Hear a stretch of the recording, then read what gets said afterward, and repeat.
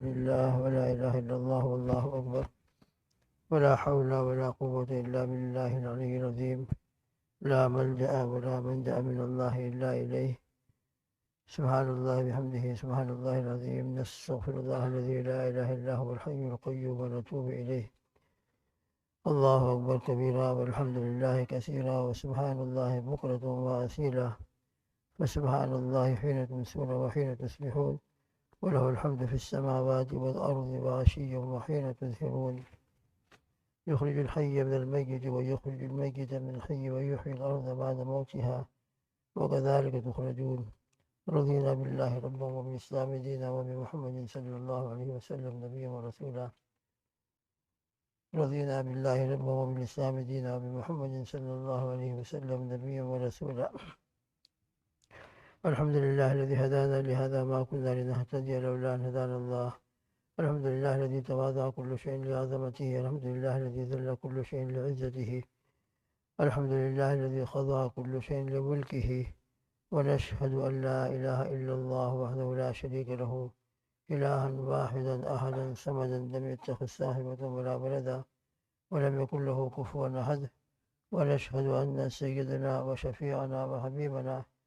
وسندنا ومولانا محمد عبده ورسوله صلوات الله وسلامه على سيد الأولين والآخرين خاتم الأنبياء والمرسلين قائد الغر المهجلين سيدنا محمد وعلى آله وأصحابه وأزواجه وأتباعه أجمعين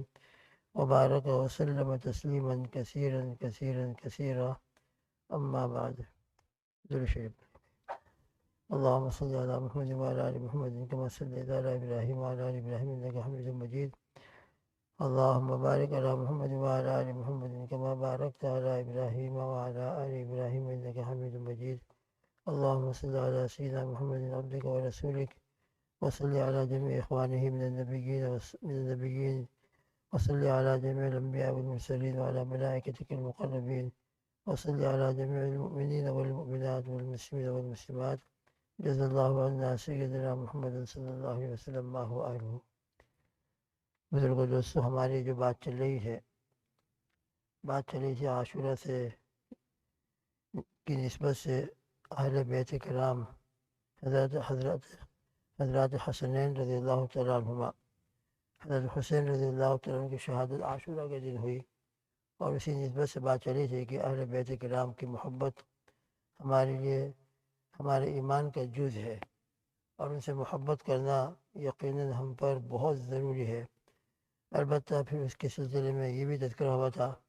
کہ اہل بیت کرام کی محبت کے ساتھ ساتھ تمام صحابہ کرام اور خلفاء راشدین اور حضرات الشیخین سیدنا ابوبکر صدیق رضی اللہ تعالیٰ عنہ، سیدنا عمر بن خطاب رضی اللہ تعالیٰ عنہ، سیدنا عثمان بن عفان رضی اللہ تعالیٰ عنہ، سیدنا علی رضی اللہ تعالیٰ عنہ، عشرہ مبشرہ، اور پھر پوری جماعت صحابہ سے محبت، یہ بھی ہمارے ایمان کا جز ہے۔ خلفاء راشدین کو پہچاننا، صدیق اکبر پوری امت کے اندر سب سے افضل ہے، اور اس کے اوپر پوری اہل سنت والجماعت کا اجماع عقیدہ ہے۔ اس لیے اہل بیت کرام کی محبت کے ساتھ ساتھ حضرات ابوبکر صدیق رضی اللہ تعالیٰ عنہ،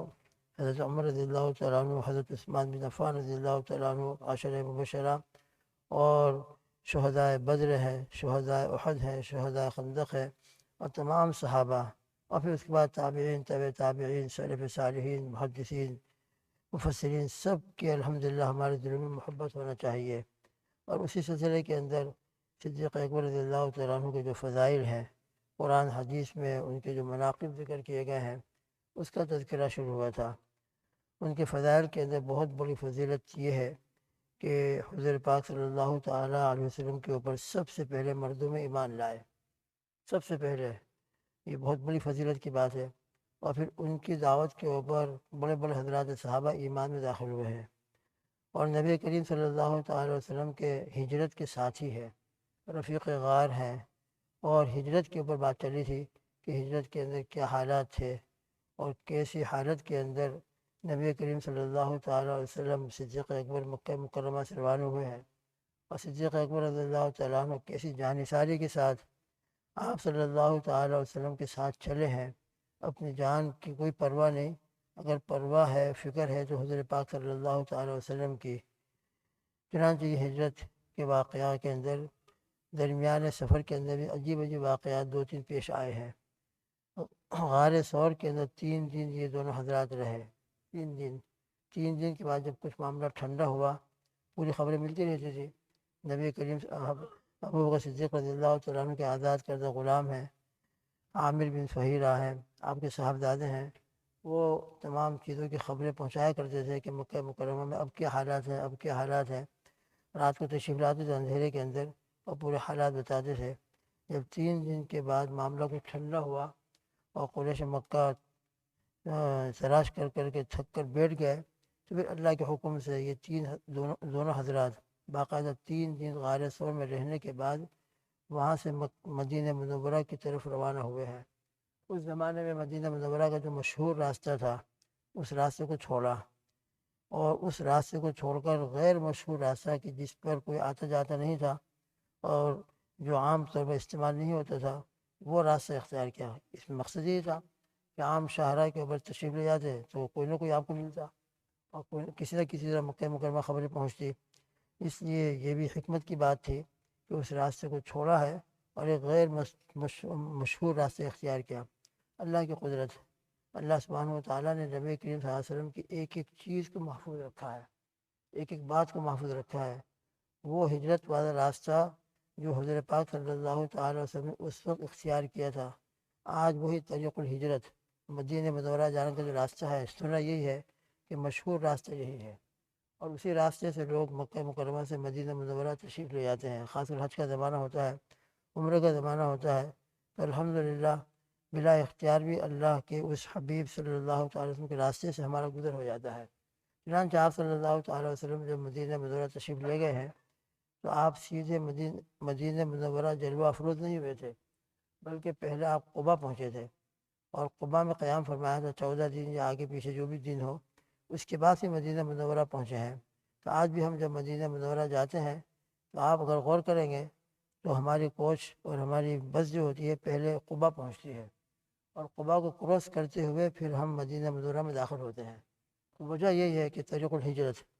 راستہ جو ہجرت کا تھا اسی راستے کے اوپر ہمارا سفر ہوتا ہے۔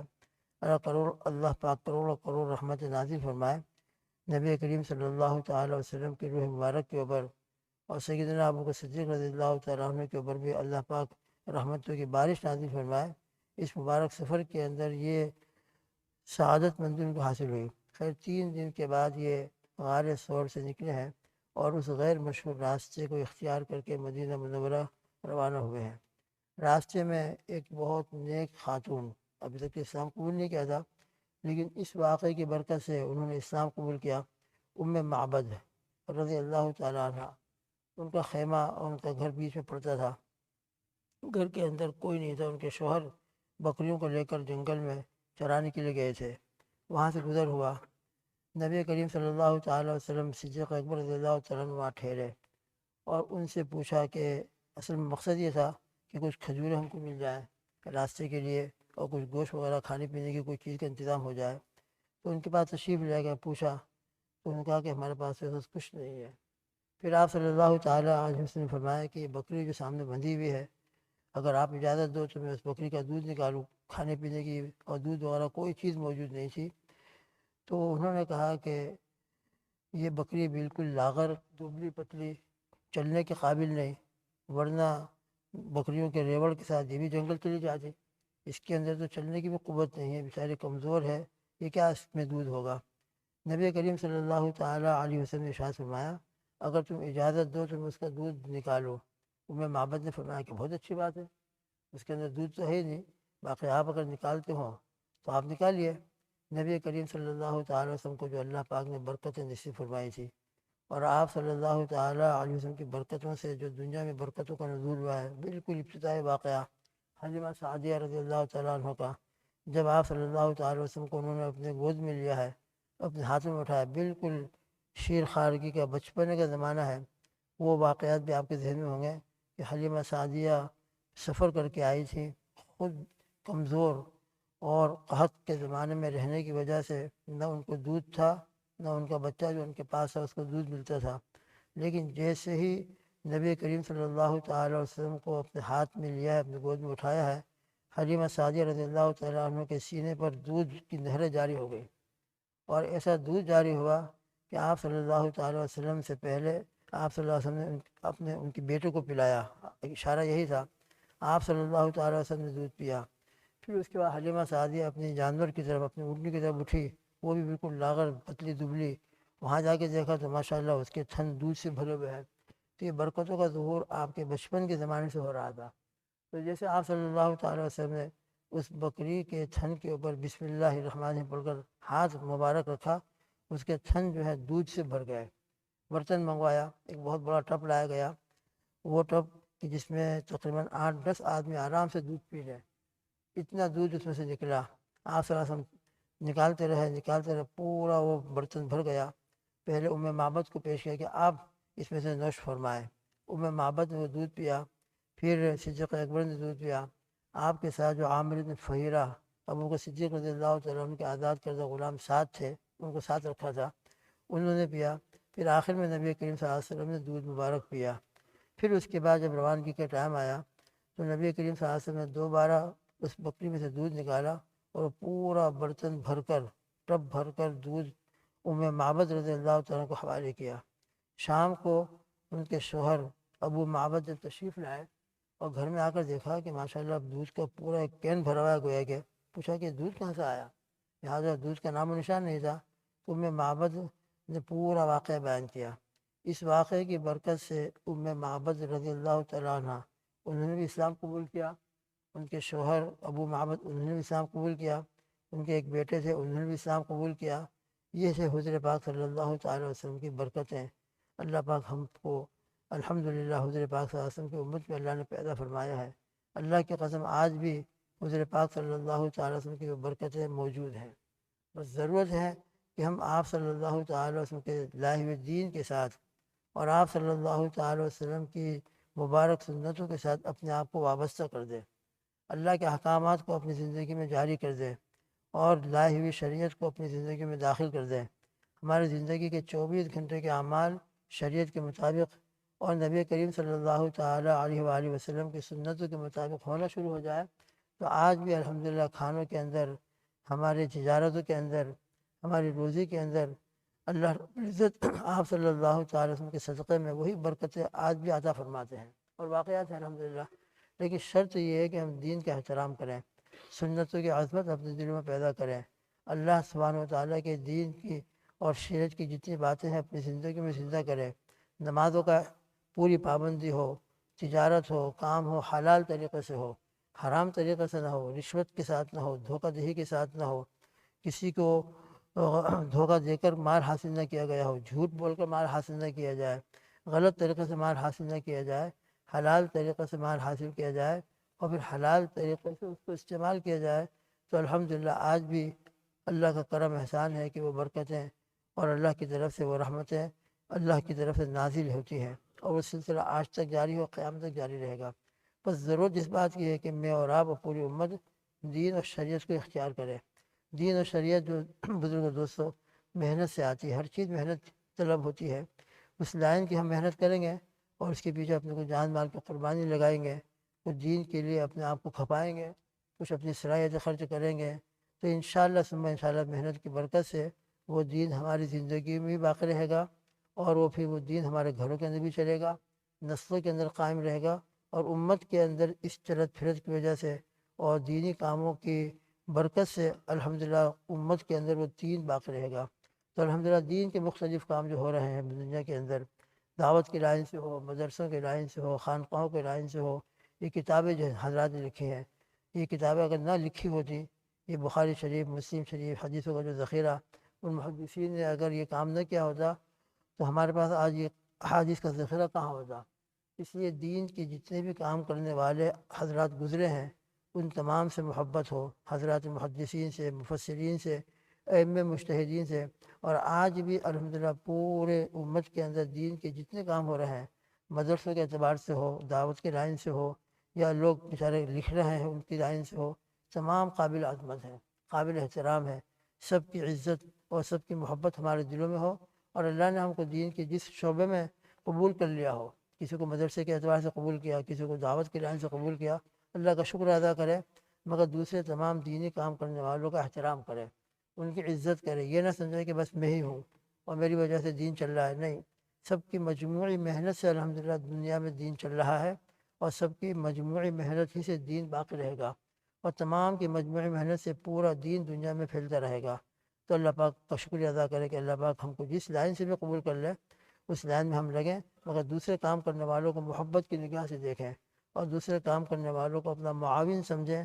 اور ان کو اپنا رفیق سمجھیں۔ اس طریقے سے تمام مل جل کر دین کا کام کریں گے، حضور پاک صلی اللہ تعالیٰ علیہ وسلم کی غم کو اپنا غم بنائیں گے، تو انشاءاللہ یہ دین اپنی حقیقت کے ساتھ ہماری زندگیوں میں، ہمارے گھروں میں اور پوری امت کے اندر قائم و دائم رہے گا۔ مدرسے آباد رہیں گے، مکتب آباد رہیں گے، دعوت کا کام چلتا رہے گا، لکھنے والے لکھتے رہیں گے، اور الحمدللہ یہ فیض جاری رہے گا۔ اللہ قیامت تک جاری رکھے، اور ہم سب کو دینی کاموں کے اندر شامل ہونے کی توفیق عطا فرمائے، سب کو محبت کی نگاہ سے دیکھنے کی توفیق عطا فرمائے، اور دین کے جتنے بھی کام ہو رہے ہیں اللہ سبحانہ و تعالیٰ ان تمام کو قبول فرمائے، اور ان تمام کو ہم کو بھی اخلاص عطا فرمائے، اور ان تمام کے مجموعی محنت سے پورے دین کو پوری دنیا میں اور میرے اور آپ کی زندگی میں، ہمارے گھر میں زندہ فرمائے۔ اللہم آمین۔ سبحان اللہ بحمدہ، سبحانک اللہم وبحمدک، ونشہد ان لا الہ الا انت، نستغفرک ونتوب الیک، وصلی اللہ تعالیٰ علی خیر خلقہ محمد وآلہ وصحبہ وازواجہ واتباعہ اجمعین۔ سبحان ربک رب العزۃ عما یصفون، وسلام علی المرسلین، والحمد للہ رب العالمین، برحمتک یا ارحم الراحمین۔